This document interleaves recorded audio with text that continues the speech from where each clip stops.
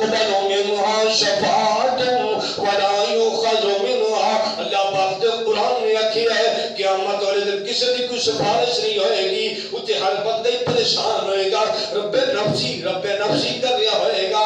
دنیا کے نام دیو لوگوں جس نے قرآن محبت کیتی ہوئے گی، جنہیں قرآن پڑھیا ہوئے گا، جنہیں قرآن پڑھتا رہا ہوئے گا، قیامت والا دن ہوئے گا، اے اللہ دی بارگاہ در قرآن جائے گا تے کہے گا اللہ جی آج اس بندے نو معاف کر دے، آج میں دا ساتھی بن کے آ گیا، آج دا میں سفارشی بن کے آ گیا.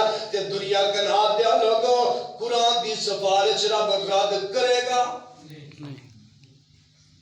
قیامت والے دن اللہ دی کتاب قرآن جنہیں دنیا تے پڑھیا ہوئے گا، رب دے قرآن نے سفارش کرنی ہے قیامت والے دن جنہیں قرآن محبت کیتی ہوئے گی، جنہیں قرآن پڑھیا ہوئے گا.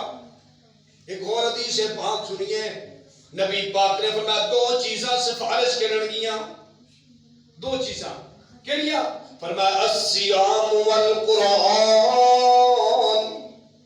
الصیام والقرآن یشفعان للعبد. نبی پاک نے فرمایا ایک رب دا قرآن، دوسرا ماہ رمضان. یہ دو چیزاں اللہ دی بارگاہ اندر اللہ کو سفارش کرن گیا. روزہ بھی اللہ دی بارگاہ اندر سفارش کرے گا. جنہیں روزے دی قدر کیتی ہوئے گی، جنہیں روزے دی قدر کیتی ہوئے گی، جنہیں رمضان دی عزت کیتی ہوئے گی، جنہیں قرآن پڑھیا ہوئے گا، جنہیں قرآن محبت کیتی ہوئے گی، اللہ اوپر نبی پاک نے فرمایا قیامت والے دن دو چیزاں اس بندے دے ساتھی بن جان گیا. روزہ بھی سفارش کرے گا تے قرآن بھی سفارش کرے گا. نبی پاک نے فرمایا انہاں دونوں دی سفارش رب قبول کر کے رب اپنی جنت دا وارث بنا دے گا.